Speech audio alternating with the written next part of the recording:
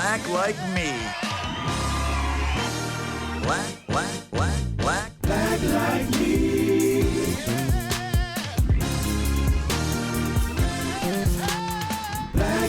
me.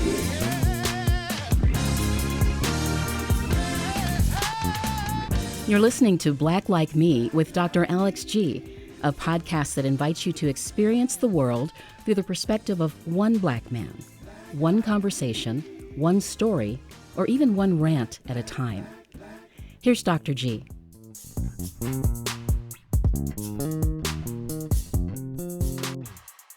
Hey, good people. Welcome back to season 5 and to another exciting episode of Black Like Me with Dr. Alex G.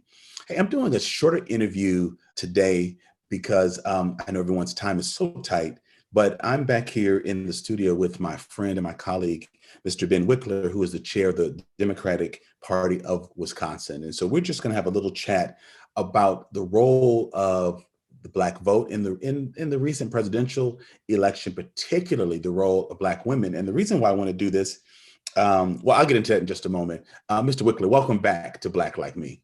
It's so great to be back with you, Dr. G, and with your listeners. It's a podcast that I love, and I loved our last conversation. Excited about this one. Oh, man, thank you. Thank you so much for being here. I appreciate your approach, your view, and the work that you do. So, Ben, when you were here a while ago, COVID's messed my memory up a little bit. So a year and a half ago, you made what was sort of a prediction. You said, hey, Dr. G, if the Democrats help Black people, if we help to get Black people out to vote in the presidential election, it will turn Wisconsin, which will turn the presidential election, which will impact the world. And I think our title of that was something like "The Black Vote Can Change the World." And it seemed very audacious and bold, but we did it because you said it. And lo and behold, Ben, that's exactly what happened. So we'll just start right there. What is up with Black women, the votes, and what's happened in this recent election? What went right? What did you guys do? Just talk to me a little bit about that, because I want to show the strength of our Black sisters in this past election. So former Democratic National Committee Chair Tom Perez says in just about every speech, Black women are the backbone of the Democratic Party. And what we saw in this election is turnout by Black women, they're who they voted for, the incredibly clear, strong declaration that it was time to move on from the Trump era and elect Joe Biden and Kamala Harris. Also, the people powering the win in terms of volunteers, of people digging deep with their time, of chipping in with their dollars, of people running for office, including our extraordinary Vice President of the United States, and the operatives, people working in campaigns, playing key leadership roles, both within the official campaign structure and folks organizing outside infrastructure, like Stacey Abrams, who played a absolutely critical role, not just in Georgia, but also what I think a lot of people don't realize, she was essential to our victory in Wisconsin. Stacey Abrams, who has Madison roots. She was born in Madison, right? Born in Madison, Wisconsin. That's exactly right. As she proudly said when she visited the Wisconsin Book Festival, she launched a group called Fair Fight that pinpointed the Republican strategy of voter suppression, especially of Black and brown voters, and said to every state, you've got to build a voter protection infrastructure starting like a year out from the election. You've got to start early, and worked with us in Wisconsin to build a team that wound up working with huge numbers of voters, thousands and thousands of voters, to deal with Republican obstruction, help people cast their ballots, and then make sure that those ballots actually were counted when the Trump campaign tried to throw them out. And all of that added together, it made the difference here and across the country.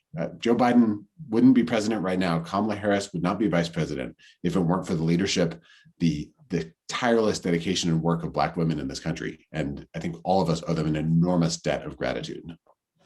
Man, that's a very powerful statement. So I want to say to my sisters who are listening, and to people who know and love sisters also, we know that Black women have been the backbone of our community, of our churches, of our enterprises, of our Black industries. But to hear the chair of the Democratic Party of Wisconsin say that Black women are the backbone of the Democratic Party is very, very powerful.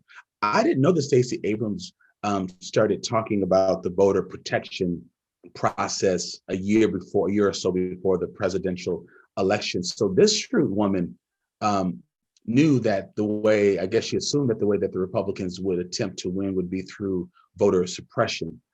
Was that voter suppression on behalf of the Republicans just a general thing, or was there specific targeting towards Black voters? Very specific. Tell me about. Yeah. So this came from Stacey Abrams' experience in Georgia, where she mobilized an extraordinary kind of uprising of voters across race, especially including Black voters, also including huge increases in turnout by Latino voters and by white voters for Democrats when she ran for governor. Wow. And then it was this amazing wave.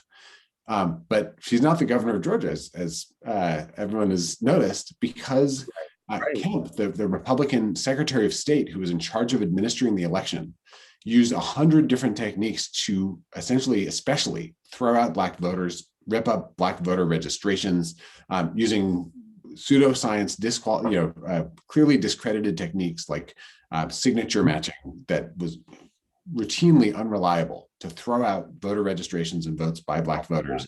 And that led to Kemp taking the governorship, even though if every voter's intent had turned into a valid cast ballot that was counted, then Stacey Abrams would have been governor. And that experience, that playbook that she saw in operation, led to a national group, Fair Fight and Fair Fight Action, that did intensive research into the GOP's plans. And you can see it 100 ways from Sunday.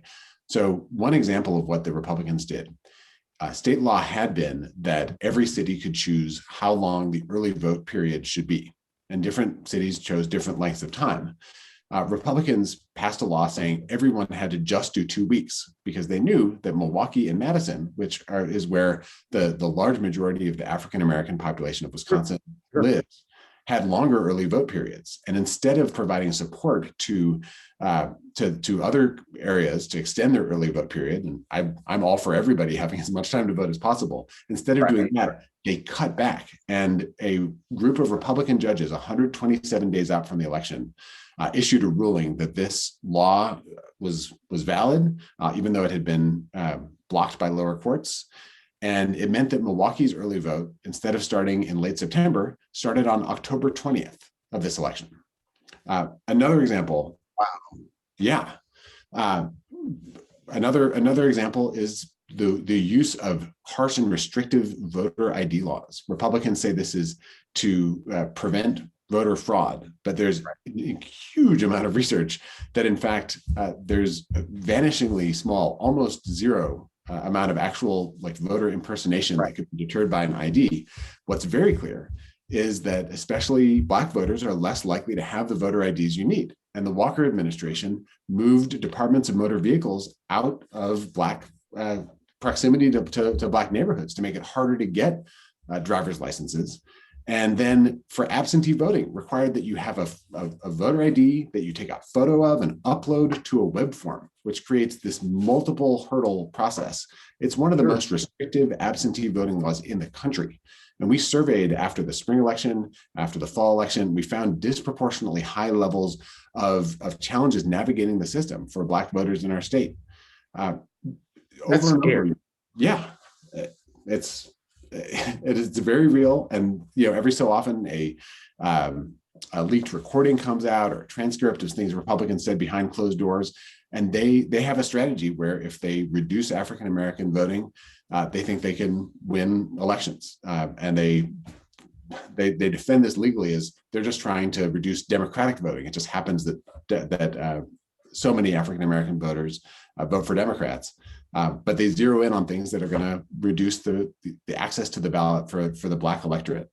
And it's a testament to the just incredible kind of grit and tenacity of Black voters that they held strong with turnout. This was Black turnout in Wisconsin was at 2016 levels, which I think there's often a mistaken narrative around. That was the highest ever outside of when Obama himself was on the ballot in Wisconsin.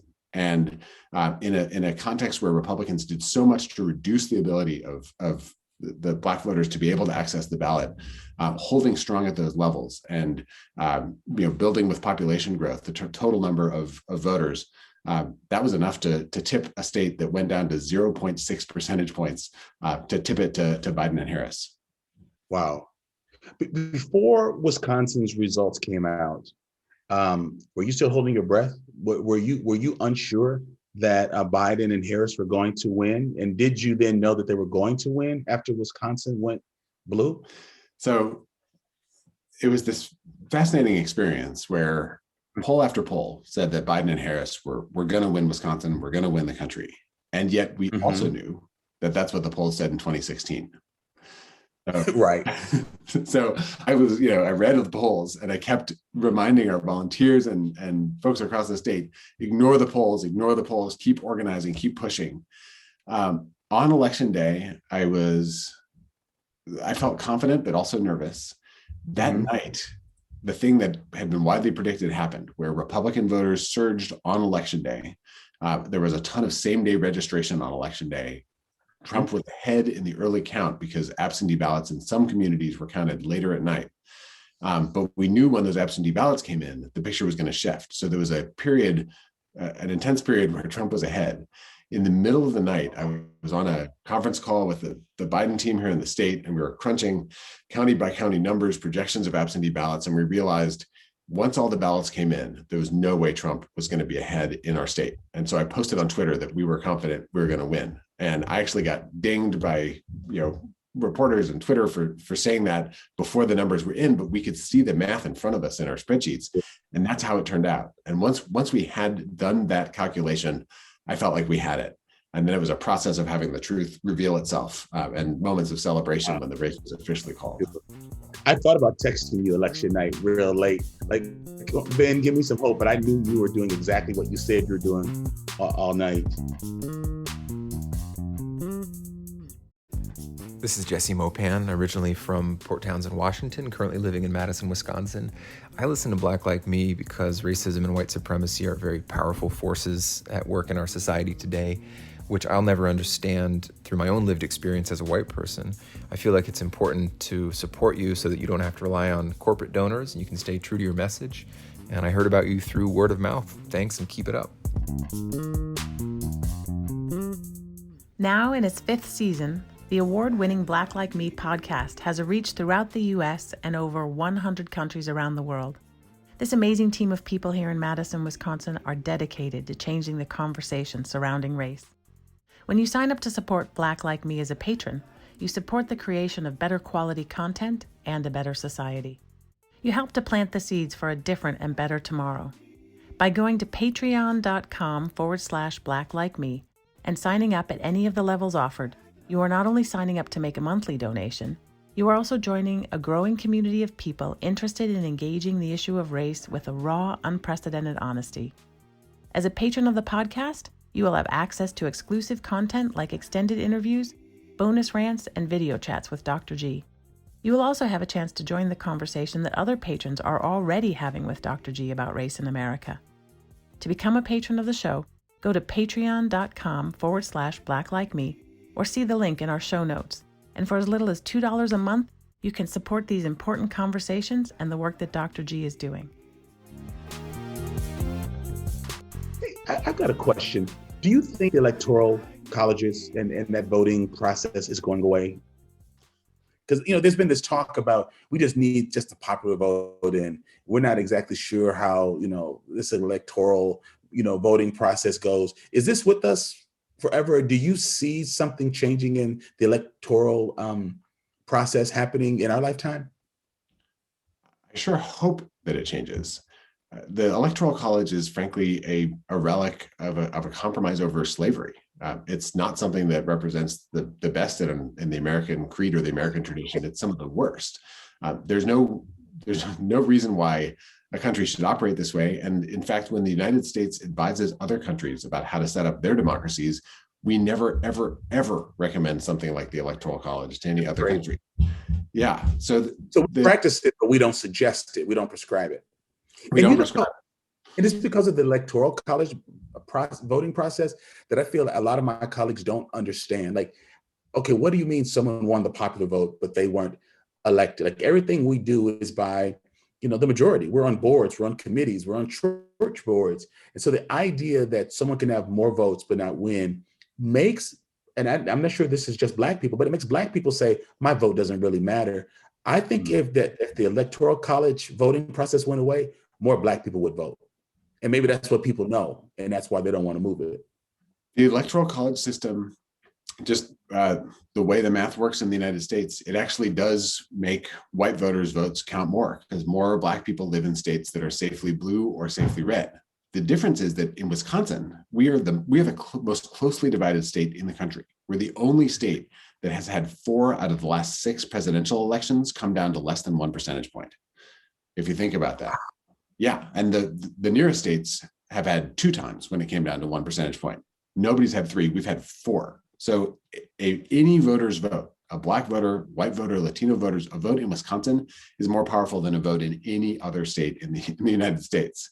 Now, wow. That said, the Electoral College, I think it may end at the point at which Democrats are winning the Electoral College vote.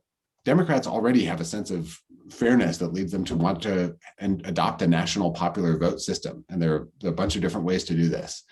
Republicans right now think it gives them an electoral advantage. But if and when Texas becomes a blue state, for example, as people organize for change and as demographics change there, if Texas becomes a blue state, I think Republicans will be very excited to get rid of the Electoral College, because at that point, they won't be able to win with the Electoral College system we have now. So I think it will end in our lifetime because of that. But it requires Republicans thinking that it's in their self-interest, and Democrats are already there. Sure. How shocked were you at the way Texas went and the way Georgia went? As you were counting your chicks before they were hatched, and you were thinking what we needed, were you personally thinking we've got to get Georgia and Texas, either or? Was that factored into your figures? So to win the presidency, the simplest path was Wisconsin, Pennsylvania, and Michigan. And Pennsylvania and Michigan looked really strong. Wisconsin looked great on paper, but it's always an incredibly close shave. So I kept thinking about those 3 states the most, and everything on top of that was, potentially gravy. As it turned out, we got Wisconsin, we got Pennsylvania, we got Michigan, then we got Wisconsin, and then Arizona and Georgia came in and gave us the same Electoral College margin that Trump had won with in 2016, so which he called a landslide at the time, which was very satisfying. Right. If we'd had Texas, Florida, some of these other big states that have been red very often, it would have been an Obama-like landslide, and it would have been great. But the number one thing, the incredibly hard thing, is beating a demagogue, somebody who wants to be a tyrant, who's willing to use the power of the state to bend the election their way, who lies to the public.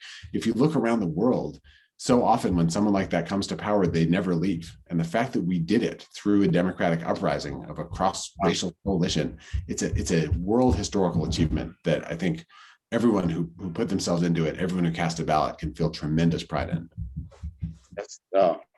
I love getting this peek behind the curtain, Ben, and just finding out how you and your team and others who do this for a living process this and think about it.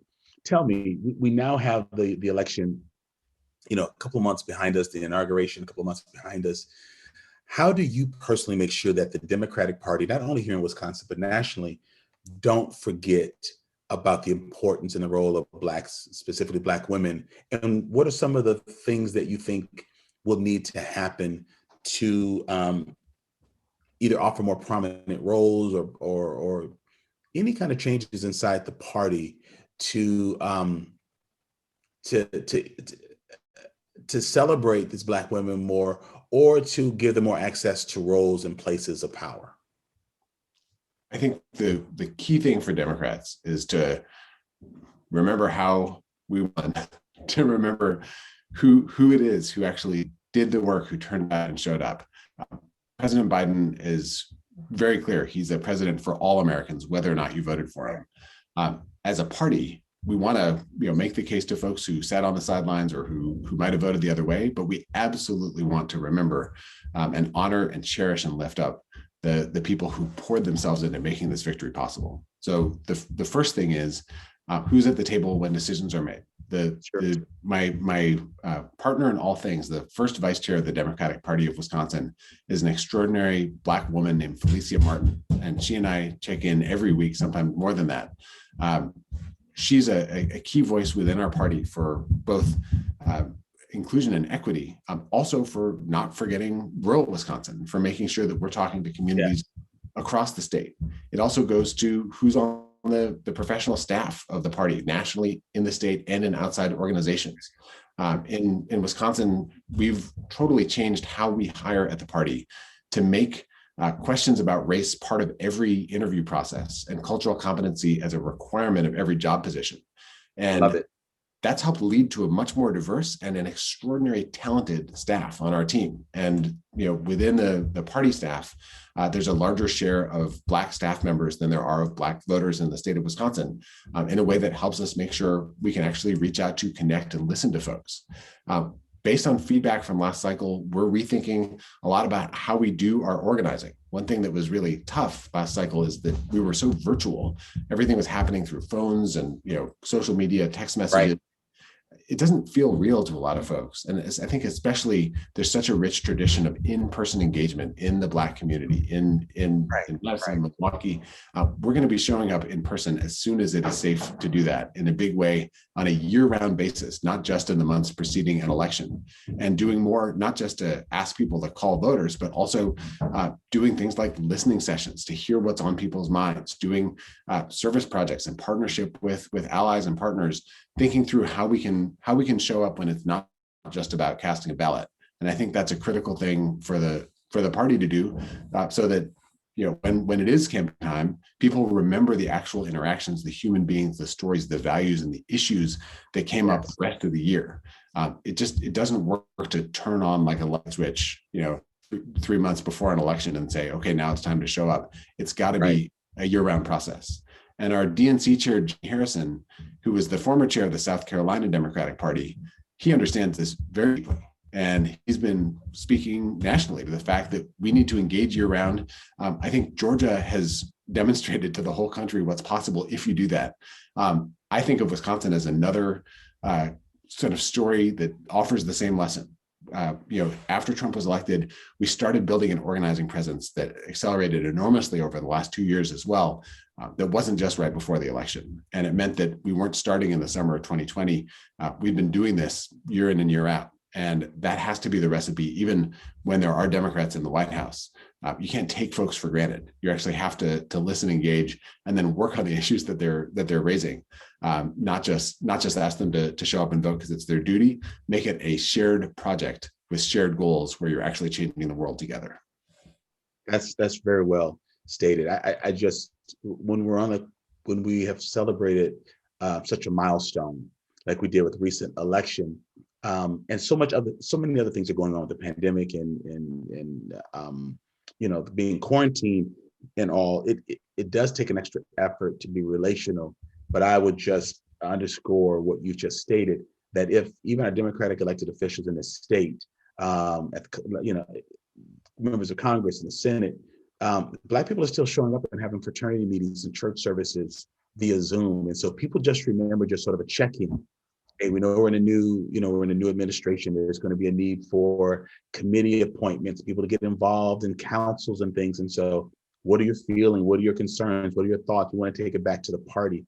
That would go a long ways. And so I hear you saying it, and I know you don't have authority over everyone, but if you can just continue that bit of confirmation that if our elected officials just check in with us, it will really help, because we don't want our community resting on its heels saying, okay, we delivered a vote, Trump might show up again in 4 years. And so we got to keep people engaged. And so let's keep the communication going. Let your peers know that they got to reach out to us. And I'll let my peers know we got to show up when they reach out to us. Listen, I know we just had a short window. You addressed things that I really wanted to.